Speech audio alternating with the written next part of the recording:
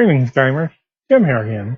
Today is August 11th, 2017, and today's kicker for RPGADAY is which dead game, and it's in quotation marks, would you resurrect? Because in reality, no game is dead that still has players or some way to access the books and the materials. And there are people who are still playing games they bought 30 years ago. However, there are games that have faded into obscurity, and I assume that's what we're going to consider a dead game. Now, the interesting thing is there are a lot of games I would like to see resurrected, like with new companies, with color artwork, with all the shiny glitz that modern game books bring that aren't, being printed especially cheaply. But are trying to go for the going rate and live up to the standards of other games in the market, which tends to be color art, slip pages, hardback books, that kind of thing. And I would love to see those done for, half a dozen games or more. But there is a game that I love mostly that is pretty deceased. And that game is Providence. It was created by a Canadian company, originally called ID Creative, but they got into some trouble because it was a similarly named company. So they changed it to XID Creative. And they created this game called Providence. Well, Providence is two things. Providence is the world, essentially, that the people ended up in. And Providence is also a rule set that they intended to be a generic rule set for a bunch of different games. But the rule set was really a flaw. It really did not have the functionality, and it had a too extreme level of complexity for making characters. Once characters were made, it wasn't quite so complicated, and that's true of a lot of games. But in all my years of playing role-playing games, I have never had a game that one of the players, when trying to make a character, broke down in tears. And Providence was one of them.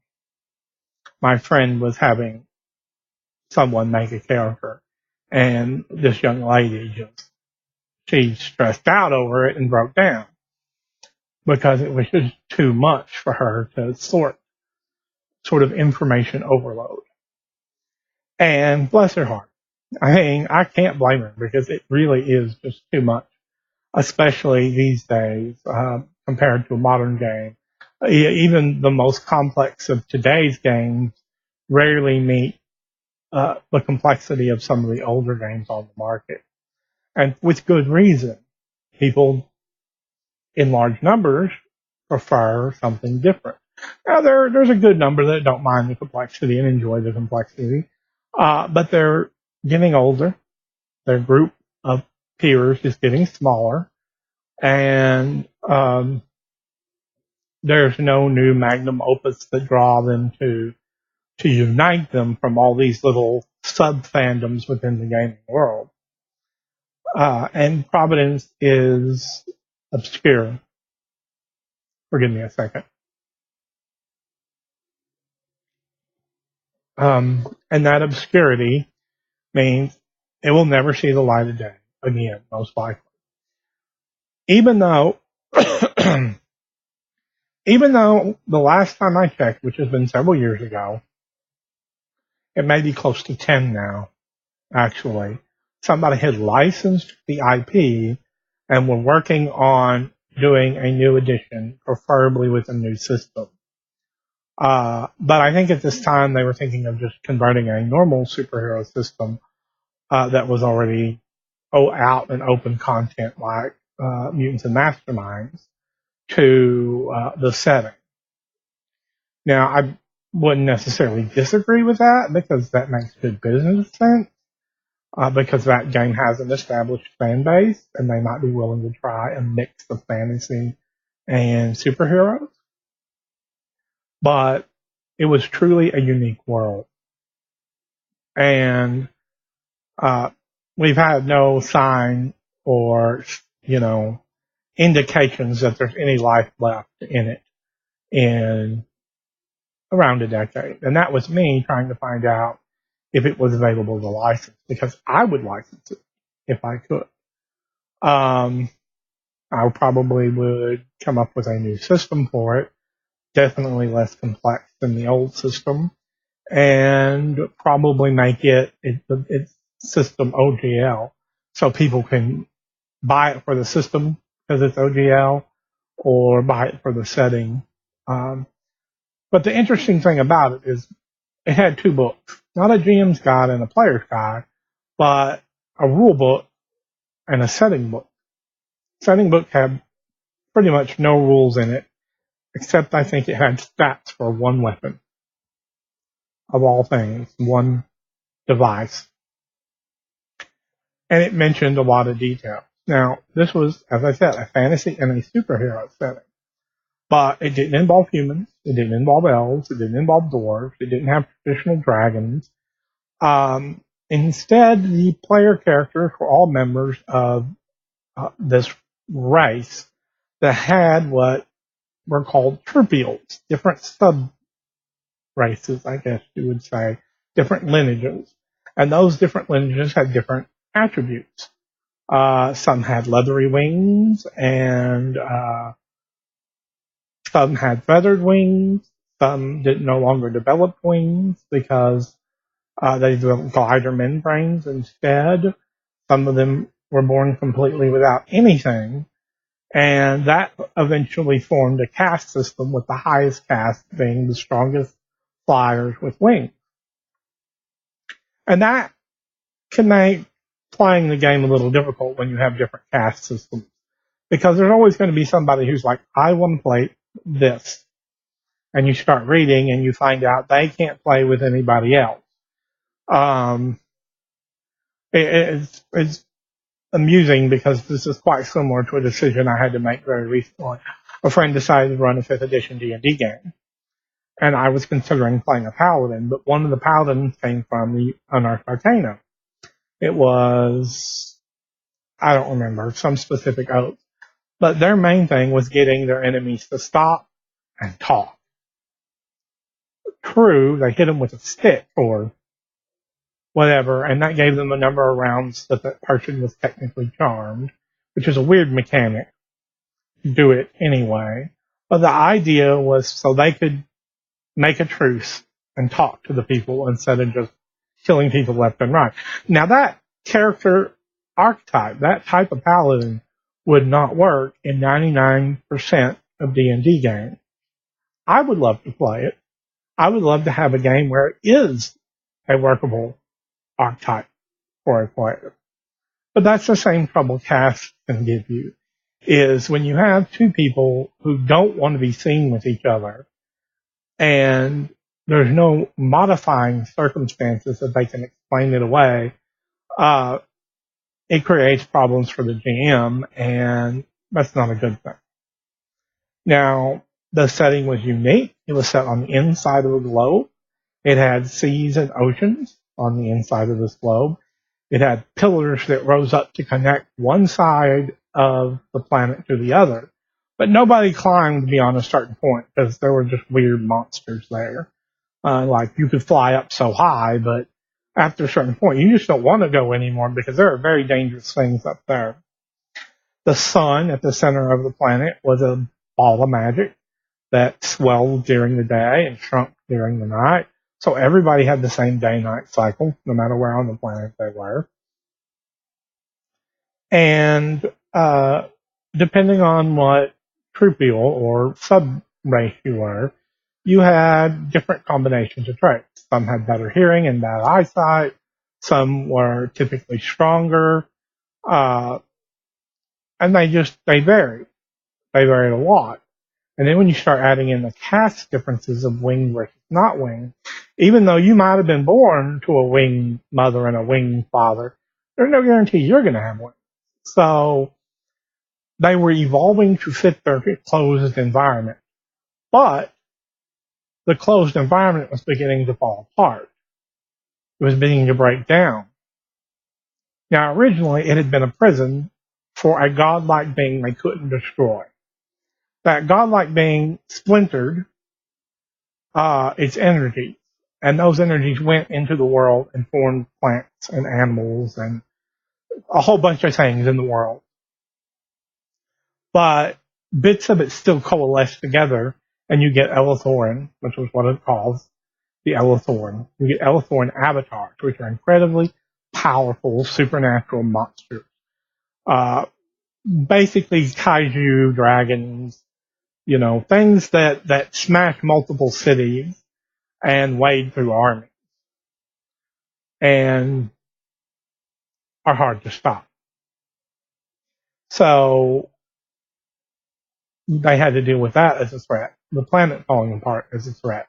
Nobody remembered where the gates that they led them into this prison world were in the first place, because many of the people there were prisoners. Some of them were still imprisoned within the prison. I mean, literally, there was a prison city they lived in, and there were still guards keeping watch over those prisoners. And then most of them had realized they needed to work together with the guards, because this was just, the world's falling apart. Things are not working well. We need to fix it. And as a side effect of the way magic coalesces in this world, people begin developing single origin magic talents, superpowers. And some of them dressed up in costumes and fought crime. Even though they were not human, they had a similar tradition. They thought it was a way to stand out. And, a spellcaster was more flexible, but somebody with superpowers was often more powerful, one-on-one. And there were all sorts of guilds to join, and you could only be like there was a member, a group that only accepted people with super strength. They didn't carry anything else. Do you have super strength? Yes, come on, you can be part of us. And they are known for carrying hammers that no one else can pick up. And they literally jump the caste system. Anybody from any caste can develop these superpowers, unless they're already a spellcaster. And that means there was an evening force coming out that was forcing them to try and get over those prejudices that they had. It's a wonderful, creative, fantastic world. It had reasonable depth to it and a lot of breadth to it.